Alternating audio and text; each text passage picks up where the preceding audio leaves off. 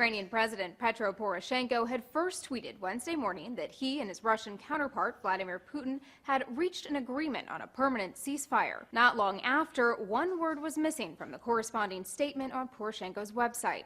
The ceasefire was no longer described as permanent. A small but significant change. Permanent would have meant frozen conflict, according to the Telegraph's Moscow correspondent. The separatists were also questioning the truce. The deputy prime minister of the self-proclaimed Donetsk People's Republic told Russian news agency RIA Novosti he was not informed of any agreement. And a similar story from Moscow. The Kremlin's press secretary did say the two presidents discussed a ceasefire, but added Russia cannot physically agree on a ceasefire because it isn't a party in the conflict. To some, it's as if we are right back in the 60s. America's going nose to nose with Russia and their dictator over land. The perception is the Russian people can't wait for a conflict, and there is nuclear force waiting in the background. The time has long passed again for America to make clear to the Russians what will happen if they continue on their current course. But have we already really lost that edge? Let's welcome back to MidPoint our man in a suitcase, author of historical fiction thrillers and foreign correspondent Todd Wood joins us. Todd, good to see you again. Thanks for joining us. All right, good to talk to you again, Ed. Or at least talk to you, certainly not see you this time. I have to go ahead and make that point.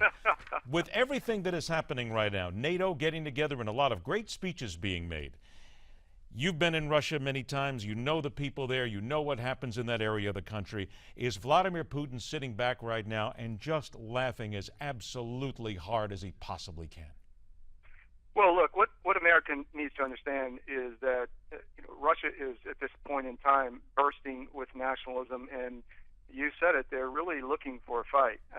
They are being run by a group of men who saw the downfall of the Soviet Union, men who were in their 20s at the time or a little bit older, and it just doesn't sit well with them, and they won't accept it, and they've been waiting for years for a chance to reestablish not so much communism, but really, in my view, a kind of just economic totalitarianism in that they want to control the former Soviet republics economically and politically. And that's what this is all about. And it's not going to stop with just Georgia or Ukraine or South Ossetia or wherever. They're looking at Eastern Europe. They want it back. They want Poland back. They want, the Baltics back. So, this is just one of many dominoes, and America needs to understand that. But they have to know. The Russians have to know. Putin has to know. It's not even feasible. They're not going to get Poland back. They're not going to get the Baltic states back. So they must know that we're heading down the same road that we did in the 60s. What in God's name would make them think that this time around it's going to be any different? Well, I think they see weakness in the West and in America, in our leadership, in European leadership. This is a different time.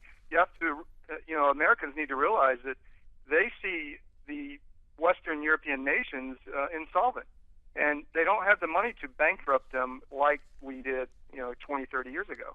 And our military is much smaller. We don't have the money to build a Star Wars or threaten them economically.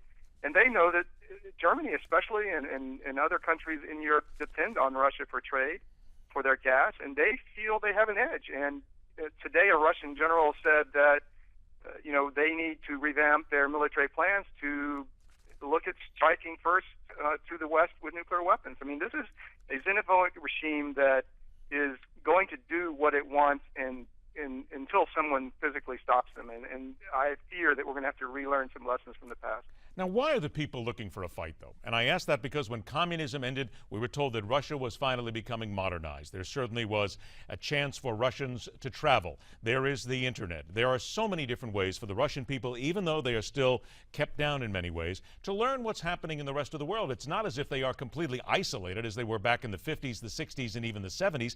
They must know what's going on around the world. So why are they so malleable by this one man and a bunch of oligarchs who simply have the fiscal keys to this country?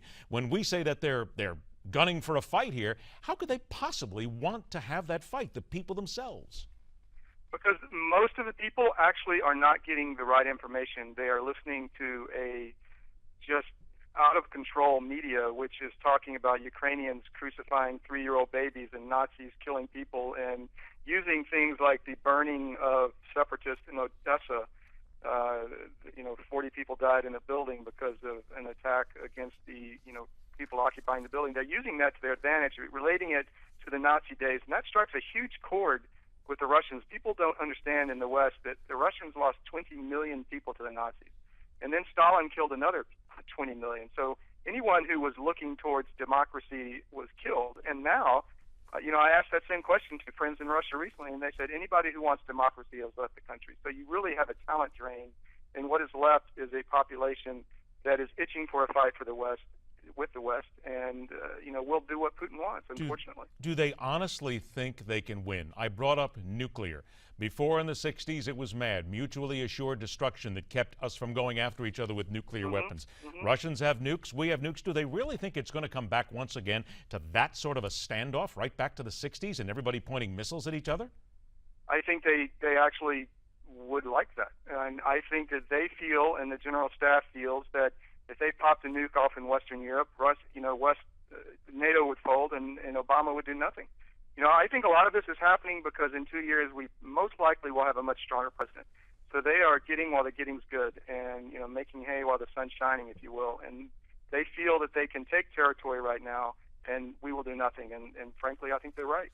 Are they of the feeling, about the minute or so that we have left here, that America is willing to give up the Ukraine? Because certainly the president said, don't even think about doing what you did in Ukraine to Baltic states, Estonia, and others. But he never really set down a hard edge right now saying, get out. So is it almost the feeling in Russia that America, NATO, they've handed us the Ukraine, let's move on?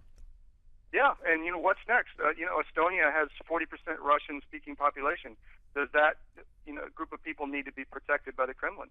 What will happen if little green men show up and start taking buildings and land in Estonia or elsewhere?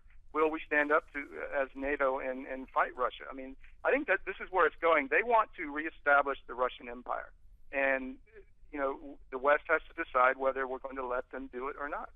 About 20 seconds left here. Is NATO now one of the most useless things on the planet when it comes to dealing with Russia?